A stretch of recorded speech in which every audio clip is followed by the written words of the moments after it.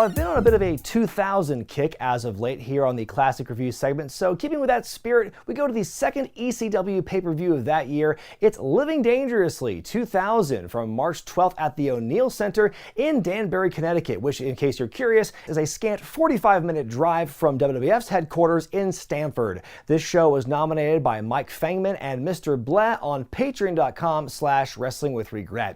Well, at this point, ECW is not dead yet, but you could argue they have one foot in the grave. By this point, their financial situation is becoming too much to bear, a lot of talent not getting paid. TNN is not being a supportive network at all and are doing everything they can to really kind of subvert ECW's attempts to thrive on the network. And oh yeah, the company's biggest star, Rob Van Dam, broke his ankle back in January and had to relinquish the TV championship after a whopping 23-month reign, ending this historic reign in the biggest wet fart way you possibly could.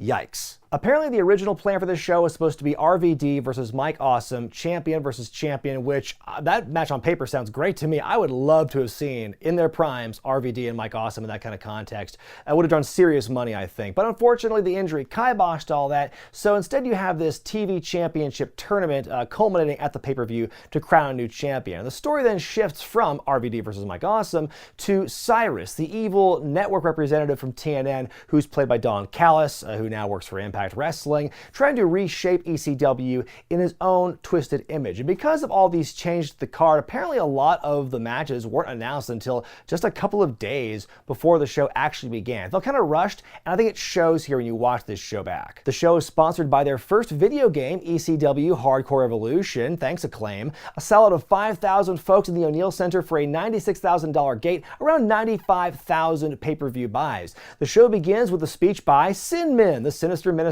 Today's sermon's about ECW's 7 deadly sins. Basically, he's comparing all the sins to certain talent in ECW. Like for Greed, he says, well, Super Crazy has defied the network for a shot at the TV championship. Gluttony is Big Sal Graziano. My favorite part of this, though, he says that when it comes to Wrath, he goes, been there, done that, let's move on. Great little reference to WCW there. He says Raven personifies Sloth. Hey, Scotty, it's a gimmick. Envy, Dusty Rhodes is jealous of Steve Corino, and Lust because Francine has now joined up with Raven.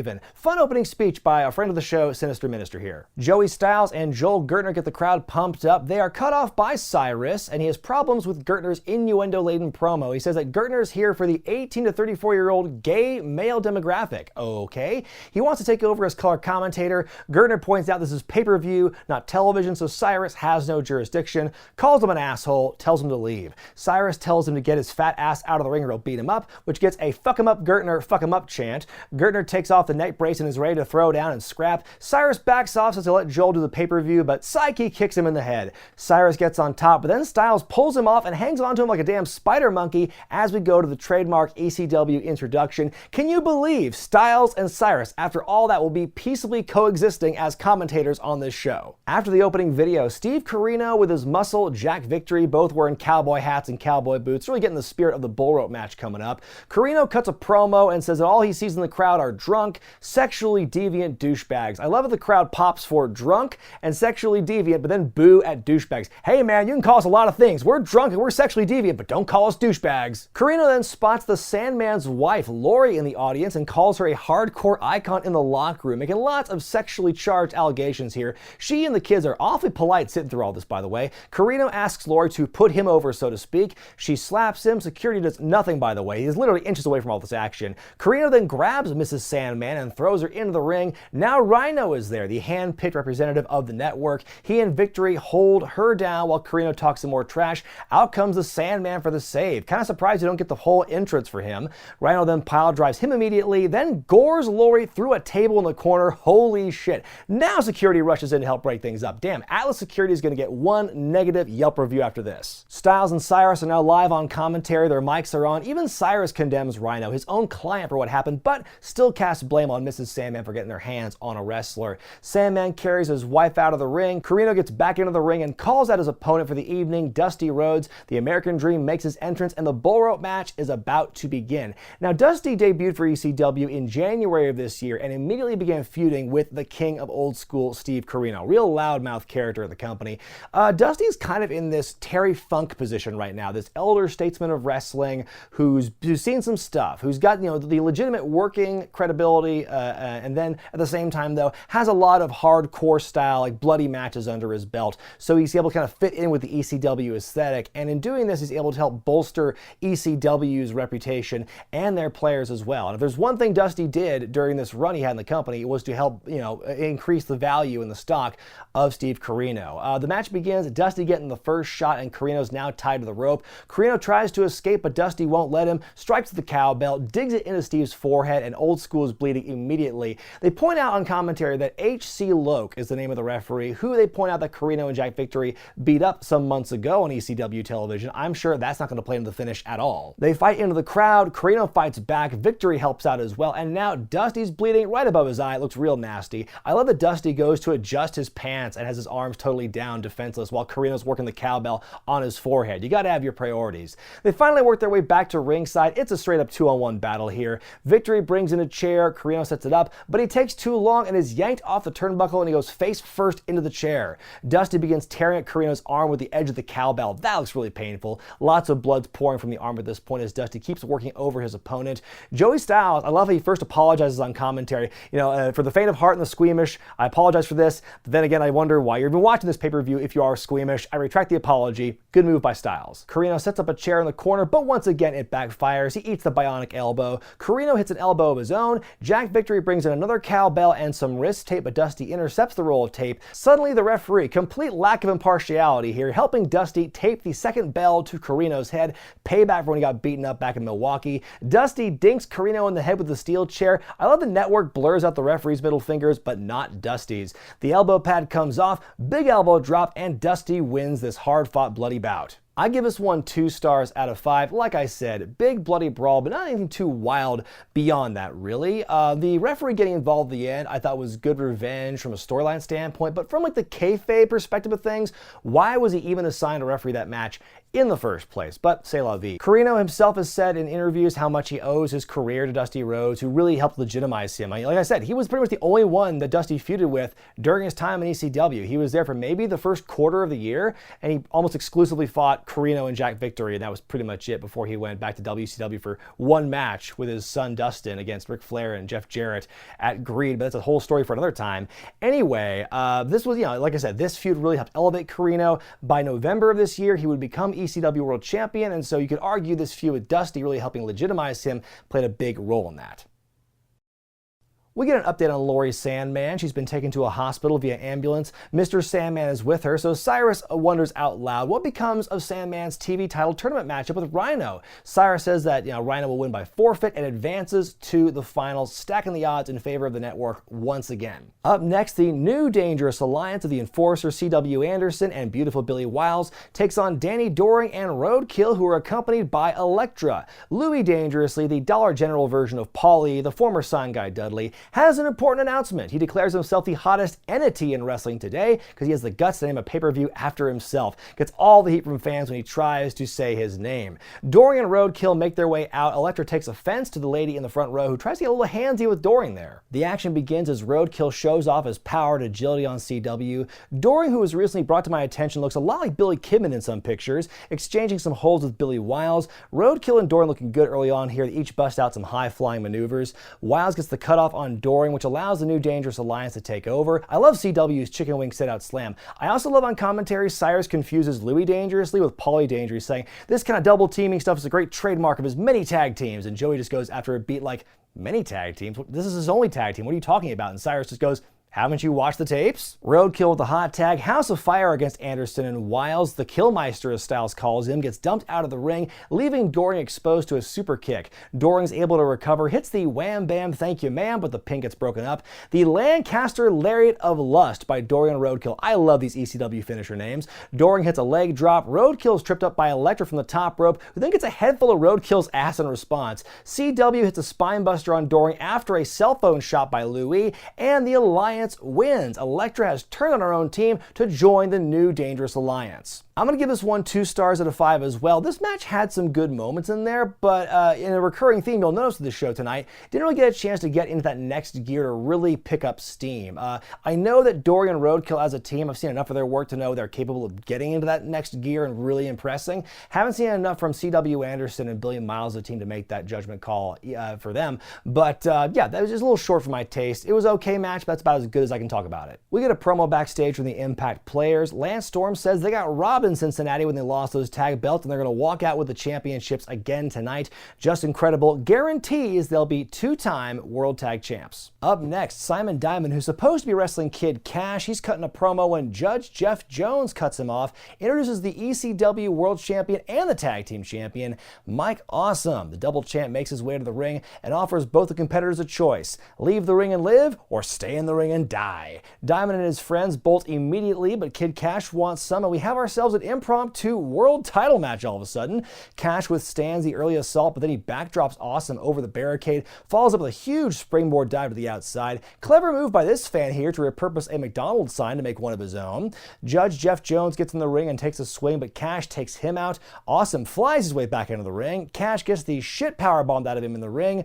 Awesome sets up a table. Kash goes up to meet him at the top turnbuckle, but that was a mistake. The height that Kash comes down from with an Awesome bomb through a table. Awesome wins and retains the ECW Championship. This one gets 1.5 stars out of 5 from me. The extra half star goes for the epic Awesome bomb at the end of the match. This was to be best described as a highly competitive squash match, because Kash got a couple of licks in and looked good at some points, but this is clearly Mike's time to shine, and he's not done yet on the night. The world champion is double booked on this night and will be facing off in the tag title match later on. Then after the match, Jazz comes in to check on Kid Kash when Jado and Gedo jumper. Team No Respect in the house. Simon Diamond sicks them on Jazz when suddenly Chris, Chetti, and Nova run in to make the save, and we suddenly have another impromptu match. Jado's almost dropped in his head within seconds of the bell ringing after a double hip toss. Gedo with an Asai moonsault to his opponents on the outside. A light botch in the ring elicits a "you fucked up" chant, but the guys recover well. Cyrus at one point talked about how Nova sometimes will mark out over his own moves. Now, for all the guff I've given WCW in 2000 for their over-reliance on insider terms on commentary, you know, they weren't the only ones doing it. ECW clearly doing it here as well. Cyrus using some of the insider terms throughout the show. He's not the it's not as excessive as like what Mark Madden and Scott Hudson would do in WCW around this time, but it's still there, and it's still a bit too insidery for my liking. At one point in a tag team match later on, Cyrus calls, "Oh, with a hot tag." I'm like, I say hot tag, but I'm using it as an observer. Like, he's supposed to, it's different, I think, when the commentator's saying that stuff, because they don't call it a hot tag in the heat of like an actual wrestling contest. It's kind of splitting hairs in that case, but yeah, when I heard him saying he marks out for his own moves, I immediately thought of Mark Madden again. Some great quick double team moves by the Japanese stars. A surfboard on Nova sets up for a top rope axe handle. I was a little disappointed. I was expecting a bigger move than that. Gedo goes for a Hurricane Rana, but he gets caught into a powerbomb instead. Chetti with a hot tag, there I say it again, and damn near drops Jado on his head with a German. Backslide on Gedo sets up a super kick and a kick out. Super bomb from the top, a pinfall is broken up. Nova with a senton on Jado, Gedo with a top rope splash on Chetti. Both guys are counted, both kick out. Chetti hits the Amityville Horror on Gedo. Then he and Nova hit the tidal wave to win. What a cool double team move that is. I'm going to give this one 3 stars out of 5. So far, this is my favorite match of the night. It's a great blend of speed and excitement and high impact moves, and there's no dirty finish at the end like the last tag match we saw. And speaking of that match, the new Dangerous Alliance are backstage. Louis says that hell hath no fury like a woman scorned. Elektra's got a bone to pick with Paul Heyman because he's a man, as she puts it.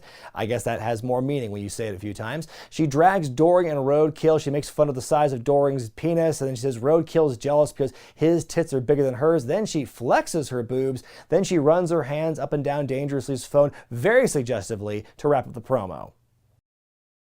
TV Championship Tournament semifinal match up next as Super Crazy takes on Little Guido of the FBI. Crazy was, up until recently, a member of the network stable, if you want to call it that, but he recently decided to defy the network, go on his own, and so now Cyrus has him as a target. The action begins fast and furious right away. It spills to the outside. Big Sal Graziano tries to interject, but he's thwarted. Crazy with an Asai moonsault, and he barely clears the guardrail to hit Guido and Sal in the crowd.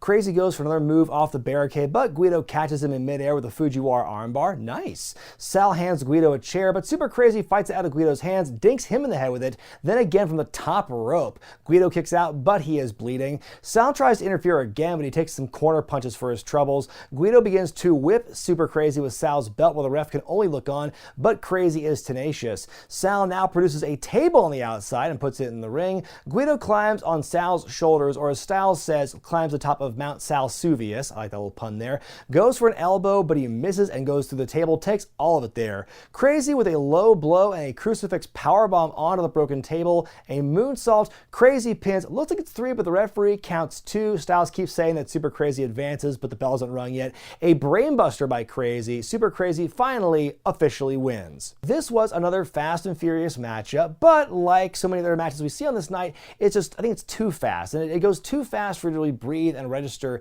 these moments here, and there's way too much interference by Sal on the outside. I know it's ECW, and the interference is just like not really considered a bad thing, but I didn't think it was necessary. I think it was Super Crazy has enough obstacles going on in the finals of this thing, so I think having Sal getting involved as well, it was a bit excessive. We go back to see Joey Styles and Cyrus on the announce table. They show footage of the Hardcore Evolution game, what Styles calls the hottest selling game on the market. Sure, Jan, this is footage of Styles beating up Cyrus. What a great commercial for your first video game ever. Well, this next match should be something, as Balls Mahoney takes on Kintaro Kanemura. Now, Kanemura is best known for doing a lot of hardcore stuff with companies like FMW, IWA, and Wing, so he's making a brief pit stop in ECW at this point in his career. Kanemura is off to a hot start, a disgusting top rope senton. He got all that one there. Balls comes back with the ball breaker and goes up to the top, hits a frog splash, but not enough to put his opponent away just yet. Kanemura with a superplex. Balls just gets right back up. Kintaro hits him in the head with the chair, but Balls feels no effect. Mahoney with a big clothesline, the Nutcracker Suite on the chair, and Balls wins. The match is over in maybe 2 minutes, and if you blink, you miss it. This one gets 1 star from me. Suddenly, the Baldies rush the ring and attack Balls. They put him on a table on the outside. Vic Grimes, the 400-pounder, with a rolling dive off the top rope and crushes Balls, pun fully intended. Now it's time to have some WWE Network approved dubbed music playing, because it's time for a New Jack run-in. He rolls up with his trash can full of plunder, and I guess you could say we're having a match now. New Jack lays out Tony DeVito and Angel. He uses crutches, a PlayStation 1, a guitar. Grimes comes in and starts carving New Jack's head with a pizza cutter. Ugh. They brawl to the outside and through the crowd. Grimes bludgeons New Jack with one of those like barricade posts where you pull like the cloth strip out. New Jack is busted open and he is prone on a table. Grimes puts another one on top of him like a table sandwich. Grimes climbs up some nearby scaffolding. New Jack climbs up after him and they're on the top of the scaffolding together. They say it's like 40 feet in the air, but I'm not buying that. They fight for a bit up there. Grimes looks very nervous and looks to go for a power bomb. New Jack blocks it. Then this shit happens. Oh my fucking god, what a disastrous fall this whole thing is. New Jack takes out both tables on his own, landing feet first. Meanwhile, Grimes does a whole ass flip onto nothing, but at least New Jack's face broke his fall. What an insanely stupid stunt this is, even by New Jack ECW standards. I've seen some of the dives he's taken, but this is just, wow. This is just completely reckless and completely unsafe. And what makes it even worse is, apparently, just before they're doing the spot, you could see, like I said, Grimes, he's getting cold feet. He is uncomfortable with doing this spot. I wouldn't blame him. And New Jack, now he's pissed because they got these two guys up here. They got to do something. And so he just drags Grimes down with him, which makes it even less safe than it was supposed to be originally. And so like I said, New Jack wipes out the tables by himself, and Vic Grimes lands on him. So New Jack suffers a skull fracture, brain damage, a broken leg, and he's permanently blinded in his right eye. I hope the PO was worth it, New Jack. Oh wait, that's right, this is ECW in the year 2000, so you're probably not getting paid much for this either. Grimes is picked up by security and dragged out of there, but he raises a defiant fist on his way out. This match, if you want to call it that, ends in a no contest. I'm going to give this one a negative 4-star rating. It was an ugly brawl with an even uglier conclusion. It didn't look safe. It didn't look fun. It was completely unnecessary. It set a bad precedent because a couple years later in XPW, New Jack would try and kill Vic Grimes, tossing him off a scaffold, and that looked scary as hell. And to top it off, to make things even worse for this matchup, New Jack wasted a perfectly good PlayStation. Three-way dance with the ECW tag titles up next as Mike Awesome and Raven take on Masato, Tanaka, and Tommy Dreamer and the Impact players. Now, Lance Storm and Justin Credible, they were former tag champions. They lost the belt in Cincinnati back in February, the same time that Francine turned her back on Tommy Dreamer to join up with Raven. A lot of things going on here in February in Cincinnati. Then, just about 8 days before this pay-per-view happened, Awesome and Raven, this very unlikely duo, beat Tanaka and Dreamer to become the new champions. For all the grief that fans today give for the tag team scene, especially like WWE and a little bit in AEW as well, for the top tag teams to not be established like legitimate teams, like this random pairings of people. You know, ECW was doing it in 2000. Just look at a lot of their tag team champions around this time period. You know, fairly common practice all throughout wrestling. It feels a lot worse now in the current age, but you know, ECW is not innocent from this either. They're also guilty of doing this practice as well. The match begins on a brawl with the Impact players and the champions. Awesome hits a powerbomb on Storm. Credible's tossed out of the ring. Awesome with a huge dive after him. This man's already worked a match, folks. Dreamer and Tanaka finally arrive. All three teams are there. Dreamer drops Raven with a DDT right out the gate, but the pinfall is broken up. All 6 guys are actively fighting. This is an elimination matchup here, so it's not a one-fall match, this three-way dance. It's one team's eliminated, then it's down to 2 teams. So for this first movement in the matchup, there's no tags. All 6 guys are active. Tanaka drives Credible into a chair being held up by a fan of the front row. Raven bulldogs Dreamer's face into the corner of a table, then a drop toe hold breaks the end of the table proper. Tanaka suplexes Awesome through the rest of that table. A roaring elbow by Tanaka to Awesome, and the champs have been eliminated. What an upset. I mean, for as dominant as Mike Awesome looked in that first match with Kid Kash here, it's interesting that he'd be the one to take the pinfall loss in this three-way dance-up. Not Raven, it's champion Mike Awesome. It's a weird way to use your world champion at this time, I think. Anyway, the winners the next fall will become the new tag team champions. Credible smacks a kendo stick across Tanaka's face. That didn't look good. Dreamer's now bloody, getting worked over by Storm and Credible. Justin goes for a super kick, but he hits Storm instead. The Dreamer DDT leads to a hot tag to Tanaka, who hits a double ace crusher to Storm and Jason. The pin is broken up. Tanaka with a diamond dove onto Credible. Storm hits a pile driver on Tanaka, a spike pile driver onto Dreamer. The Impact players win and regain the tag team championships. I give this one 3 stars out of 5. This match had a lot of stuff crammed into like a 9-minute package, and like the first tag match we saw, it all felt kind of rushed. No chance for things to breathe or things to build.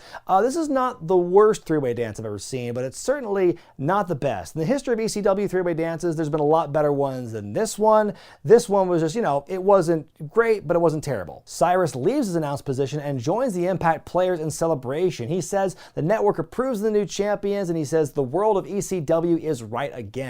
He then brings out the network's hand-picked successor to RVD, Rhino, who's accompanied by Steve Corino and Jack Victory. Cyrus says he doesn't care what anyone says. The network gets what the network wants. Out comes Paul Heyman, who uses just about every swear in the book. Danhausen would be most displeased. He looks so friggin' tired here. It's no wonder Paul Heyman's going to be just kind of persona non grata and just like leave the company for the last few months of his existence, leaving poor Tommy Dreamer to handle everything, because he looks fried. He looks in better shape now in 2020 than he did there 20 years earlier. Joel Gertner steps in and tells Heyman to go to the back, probably take a nap too. He's got unfinished business with Cyrus. He says the network goes down right fucking now. And Super Crazy makes his way to the ring. Go to that main event match now. TV Championship Tournament Finals. The action begins fast with fists flying. Crazy goes for a moonsault, but Rhino catches in midair and slams him down. Crazy drop kicks Rhino off the apron and goes to the outside. The fans are loudly chanting, "We want Sandman." Some wobbly camera work here on the outside that gives me a light headache as I'm watching it. Rhino sets up a table on the outside. Rhino press slammed Crazy right out of the ring and threw the table on the floor. Ouch. A powerbomb, but Crazy kicks out. Rhino sets up a table in the corner, goes for a gore, but Super Crazy leaps out of the way and Rhino takes all of it. Super Crazy with a DDT counter, followed up with his patented 3 moonsaults, but on the 3rd moonsault, Rhino pulls the referee into harm's way and he's out. Again, doesn't seem to matter considering the company that we're in and the culture of the matches and just the flagrant no DQ nature. Ref bumps in ECW are meaningless. I said it before, I'll say it again. Right after the referee goes down, Tajiri, who's Rhino's stablemate, runs in and sprays the poison mist into Super Crazy's face and kicks his damn head off. We get a trio of woe, a basement dropkick by Tajiri, and an upside down gore by Rhino. Side note, one of my favorite moves to pull off in No Mercy. Then out comes Rob Van Dam being carried on Scotty Riggs' shoulders. RVD is wearing a surgical boot and some great sweatpants, by the way. Riggs takes out Tajiri. RVD hits Rhino with his crutch and drops him face first into a table. Super Crazy with the moonsault, then he wins the television championship. But the action doesn't end there. Rhino hits RVD with a gore, jumps Super Crazy. He gores Riggs as well, and the rest of the network stooges beat down the baby faces. A massive "We Want Sandman" chant. Ask and they shall receive. Out comes the Sandman to the Not Enter Sandman music if you're watching this on the network. He shows up with a kendo stick and just shatters it on Rhino's head. The network leaves the ring, leaving the baby faces along with the new champion to celebrate with some beers in the ring as we fade to black. I'm going to give this one 3 stars out of 5. Again, a match that could be better, but it's not, but it's still like serviceable and it's still entertaining. It's good to see, the good guy overcome all those odds and win the day after all the big crazy ECW style run-in. That was the style at the time. It was run-ins, run-ins, run-ins. And so yeah, good to see the good guy win. The network gets thwarted for the time being. For some reason, I remembered Rhino being the one to win this tournament, but it turns out he will get the TV championship a little bit later in the year, and then he will become the last original world champion before the company goes over in 01. So yeah, Rhino does not get his moment in the sun just yet. The network does not win just yet this time. So yeah, it was, a happy ending. Let the fans go home happy. That was nice. But yeah, the match could have been better. There's not only one match on this show where I would say you have to watch this one again. When I look at this show, I don't think classic ECW style presentation here. Everything feels kind of mediocre, except for the Balls Mahoney Kanemura match, which is blink and you miss it, and the fiasco with New Jack and Vic Grimes. Nothing is terrible, but nothing is great either. It's all just kind of in the middle for me. All these matches feel rushed. I just feel like this didn't really feel like a really good payoff, except for the main event though. Like that was the one positive you could take away from this, was the arc of Cyrus, getting, stooged again, whatever. He doesn't win the day on this one. And so the thread they weave with Cyrus, the network and everything, and Super Crazy, that's sort of the one bright spot on this show as a whole. But besides that, this is a show you could easily skip. This is not the best. There were a lot of circumstances that made it work against it. RVD's injury, being the biggest one, obviously. So, you can't fault them for that. But yeah, this show, not one of their better efforts. Well, I hope you enjoyed my review of ECW's Living Dangerously 2000. If you want to play a role in determining which shows I look at, be they good, bad, or somewhere in between, go to patreon.com/wrestlingwithregret, become a $10 backer or above, and you'll have the chance to nominate classic shows for me to review in the future. Now, let me just take you back to the last time I reviewed a classic ECW show. It was Heatwave 98, and that came just 2 weeks after I reviewed ECW One Night Stand 2005. So, let's do the inverse this time. After I review a classic original ECW show here, next time you'll see me review the Squeakquel One Night Stand 2006. Will the show be able to top the massive hype and success of the 2005 version? We're going to find out. But until then, I'm Brian Zane, and I'll see you next time.